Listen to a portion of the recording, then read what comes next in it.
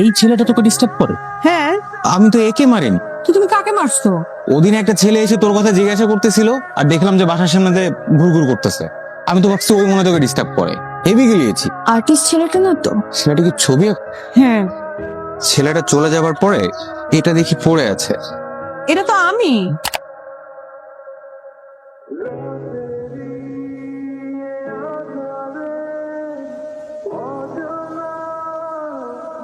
কি রে তুই এরকম হাঁপাইতেছিস কেন? আর বলিস না, এক ছেলে পিছু নিয়েছিল, মনে হয় প্রেমে টেমে পড়েছে।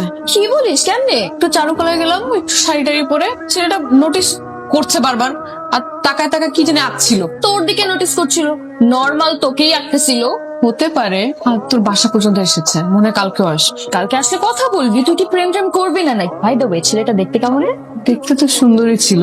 তাহলে তো হয়েই গেল, বিসমিল্লাহ বলে গলায় ছুঁয়ে। এত তাড়াতাড়ি না, মাত্র একটা দিন হলো, আরো কয়েকটা দিন যা, দেখি তার ধৈর্য কত। আর ছেলেদের নাকি নাকে দড়ি দিয়ে না ঘুরালে পাইনসা পাইনসা লাগে প্রেম। তুমি এখনই সবকিছু দেখে ফেলতে চাও? এখন কি সে তোমাকে কিছু দেখাবে? আগে প্রেমটা কর। তুই থামবি না চর খাবি? আমি থামলাম, বাট বিয়ের আগে তো সে তোকে কিছু দেখাবে না। একটা কিছু স্টাবলিশ কর, তারপরে দেখিস দুজন পানিটা খা আর হাঁপাইস না।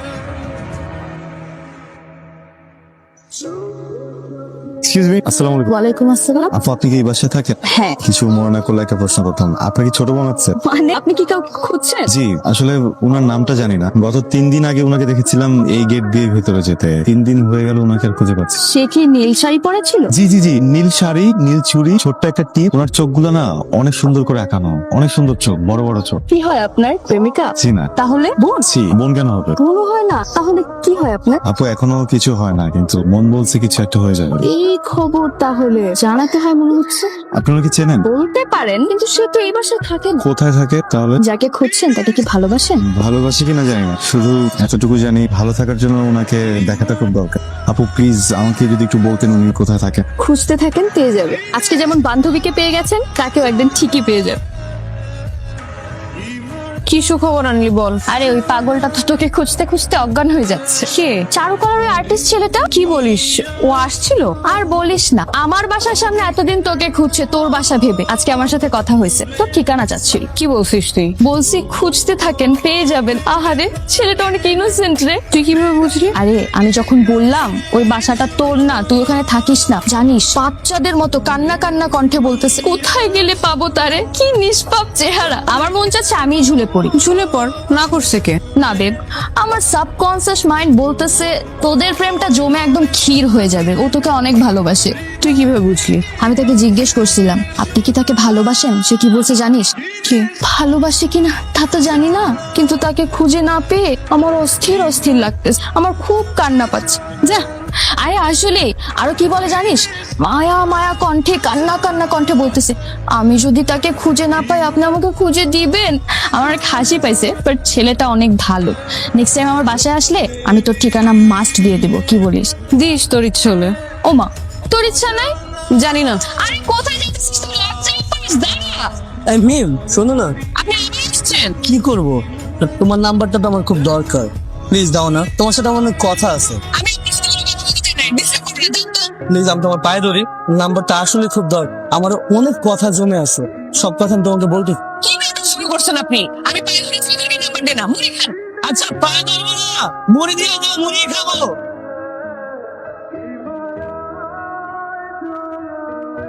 এই মেয়ে।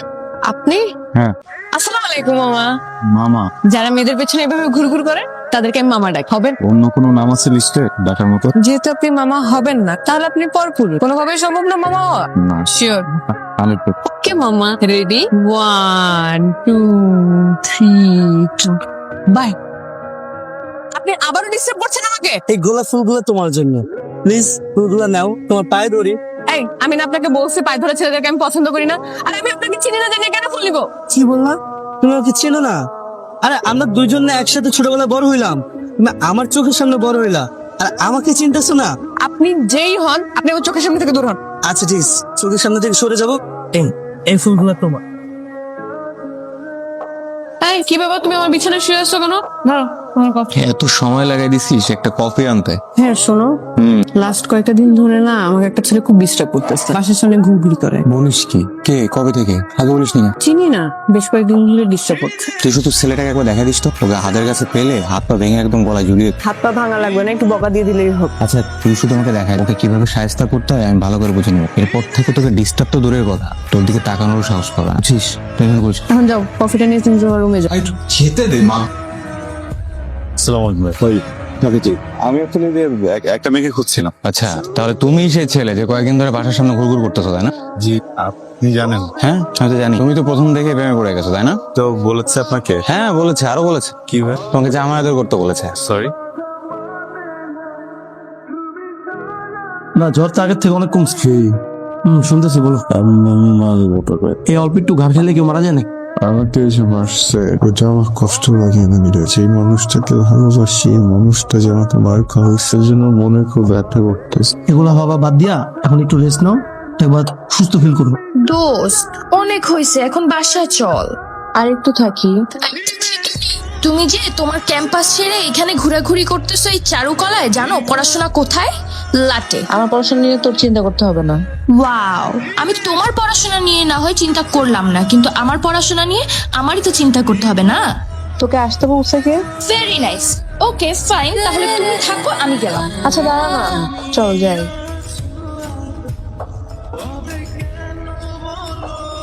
ছেলেটাকে খুঁজে পাচ্ছি না কতদিন ধরে, কেমন যেন অস্থির লাগছে। মনে হচ্ছে কত আপন একটা মানুষ দূরে চলে গেছে, আর কখনো আসবে না। কখনো মানে কখনোই আসবে না।